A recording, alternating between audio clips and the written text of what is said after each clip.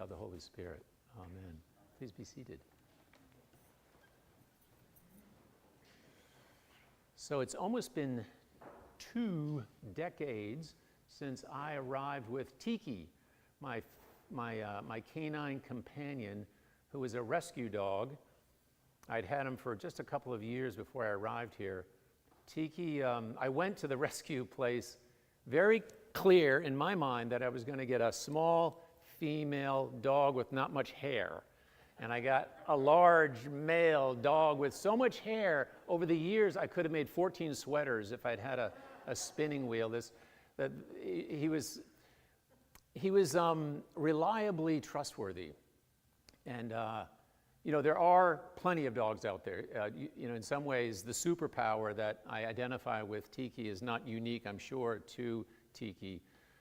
But Tiki had, given the fact that he'd actually been given away twice before we got him, so I knew we were taking on something, because you can't give a dog away twice, take them from, his home twice, and not, have that dog affected in some way. So in some ways, he should have been kind of a, maybe not such a trustworthy dog. But as I think back on it now, I think he was so pleased to be released, figuratively, literally, out of the crate, out of the cage, out of his captivity, that he was never going back.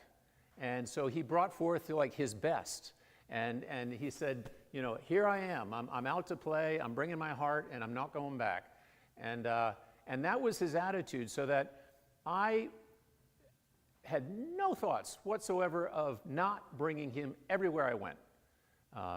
Nursing homes, hospitals, the times have changed. I used to just walk right into a hospital, and he'd be just right behind me, and no one would think of, and he'd go into a room, and this was a superpower. He could bring anyone back to the present moment with a smile. There was one woman who was in a wheelchair, slumped over. This was at a nursing home, and I'd noticed her, and I think I had done enough research to know that all the caring, compassionate attendants and staff in that facility had repeatedly tried to, reach her, and couldn't.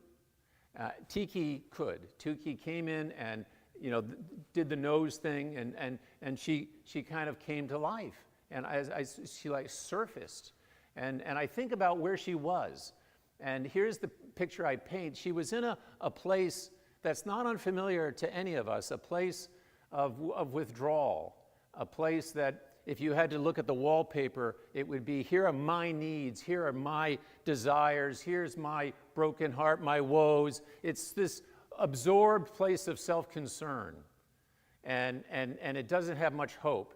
And when you're in that place, you're so absorbed in all of your stuff that you lack compassion, because compassion is stepping out of that place and being there for others, actually noticing that they're there, and actually, as you leave that place, and actually the only way you can be released, redeemed from that captivity, is by allowing, whether by choice or grace, your heart. I always find the right words, but I think that place is about being guarded, maybe having a wounded heart. That's usually how we come into this, not come into this world, but at some point, once we have come into this world, we all get hurt, and we all pull back. And so let me go a little further with laws. So I see Tiki having this special superpower to bring people out of that place, and that's a superpower because you can't bring people out of that place easily. In fact, I think the hardest thing that maybe is, you think about hard nuts to crack, the will that a person can hold on to and refuse to come out of that place, there's nothing that can touch that. And we have laws, and there are laws, civil laws, traffic laws, religious laws. All of these laws, go with me, in a way, are laws for people who lack compassion. Because isn't it true that if if we could all jump out of that place and say, here I am, I'm here to play, and I'm leading with my heart, you'd be so tuned in to the people around you that you wouldn't have to be concerned that you were going to rob them or murder them or steal their wife, or you wouldn't do that. But we have laws against people doing that, because that's as good as a law gets. It keeps us civil with one another, because if we don't have hearts that are out and available, we have no compassion. And without compassion, why would I give a hoot about you? Instead, my needs and my desires and all of the stuff that's woe is me is going to fuel me to prey upon you to make my needs met. And that's where you get someone who could abide by all the laws and look at me, I'm perfect.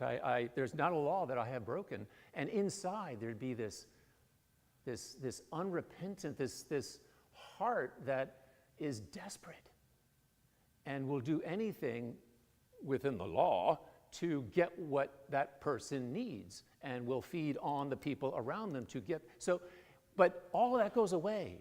And it went away with Tiki, I'm sure, once you are called out. And so Tiki's like, hey, his superpower would be, come on out. Come out, meet me out here. Come out and play. Come and bring your heart. Lead with love. And once you're out here, you're never going to want to go back. Jesus, hypocrite, that a word, and church hypocrites, they just sadly go together too often. And if there's anyone here if there's people who don't come through the church doors, are often the ones who figure that maybe we're all out there hypocrites, but here we're not supposed to be. So when we are, it's like double down. So Jesus uses the word to describe really the Pharisees, the people who are religious, who have obedience to all of these many laws. And if all of those laws actually were taken to heart, and you sort of put your heart into them, then maybe you would begin to generate true, sincere compassion for widows and orphans. You wouldn't have to be reminded by a religious law to take care of them, because you would. And these Pharisees are so now focused on something that just doesn't matter. It's about, physicians would beg to differ. Wash your hands before you go into surgery. There are reasons that the Jews and all those ancient cultures had certain rules. They were trying to stay alive. They were learning how things work. And so that whole bit is understandable, but Jesus is calling them out. That you're so focused on these purity laws and trying to get this right, that, as he quotes Isaiah, still your hearts are so far away from God. And what a lonely place to be, and a desperate place to be. And in that place, you can't be trusted. You can't be trusted. You're a hireling. It's another way of putting it in my mind, a hireling. A hireling shows up to guard the sheep. His heart's not in it. He's there for the money. And so, right, when the wolf comes and scatters the sheep, he's the first to leave. He sees, who's looking out for me? I'm just doing the good shepherd who's come out, I dare say, to play and is not going back, is here.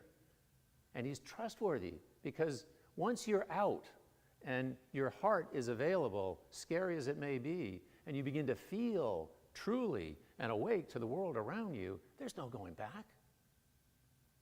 I've wondered sometimes, as a clergy person, as the shepherd of the sheep, so to speak, am I trustworthy?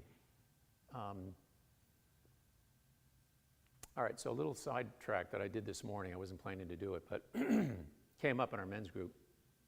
Eric Liddell, Liddell, Liddell, was that wonderful Scottish Presbyterian minister, Chariots of Fire, who could run like the wind. And he went to China as a missionary.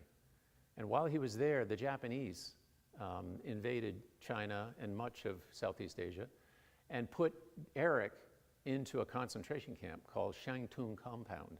And as it happens, in that compound was one of my professors, Langdon Gilkey. And later, Langdon Gilkey wrote the Shangtung, S-H-A-N, Shang, T-U-N-G, Shangtung compound. He wrote about it. That's what the book's called. Should be made a movie. But Langdon, who was there as a missionary, his parents were missionaries, and that most of the people who were gathered together into this concentration camp were religious. You know, they were there because God called them to be there to serve the people. But so Langdon then notices, and this is heading toward hypocrisy, that there were two missionaries who lived together in a really small room, maybe about the size of that pew. And across the hall, there were four over here. And these four called Langdon because he had the hat of housing. He was the housing supervisor in this concentration camp. And they said, hey, this isn't fair. You know, could you have a word with the two guys across the hall, and maybe we could get one of our four over there so we'd have three there and three here? And Langdon's like, absolutely, I can do that, no problem. So he shows up, knocks on the door, and says, hey, you guys, let me just explain the situation here. We got four here, two here. We're going to bring one over here to you guys. So they said, no way.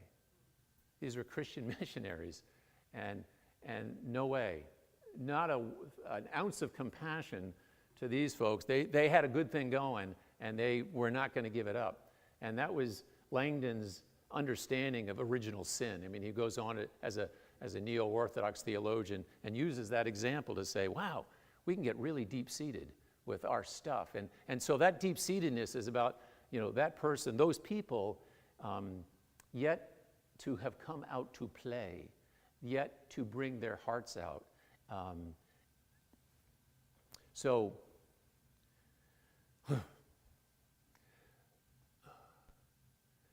there is no, and this is what he was baffled by, Langdon Gilkey. What do you do about that? What do you do? There's no law. I mean, there are laws maybe that could encourage these two to become better Christians, but in the meantime, they're gonna, by the way, Eric Liddell was the real deal. And that's what Langdon's point, that he was the good shepherd, and when bad stuff happened and he was under pressure, his true colors came out, and he could be trusted as a good shepherd. So I just want to end with good shepherd, good shepherd, good shepherd. There are good shepherds among us, and my good shepherd, who was Tiki, German shepherd, Labrador, and border collie, barked like a shepherd, could scare people with that German shepherd voice, but was just as gentle as any Labrador you'd ever meet, and was a little quirky. That border collie thing was pretty high maintenance stuff, but all by and large, he was a good shepherd, and had that power. And I think if Jesus is certainly many things to many people, but maybe it takes, if not a law, someone in our life that is so clearly trustworthy because they have come out to play, and they are inviting us to come out to play, and they lead with their heart, and why would you go back? So you are now trustworthy as a good shepherd.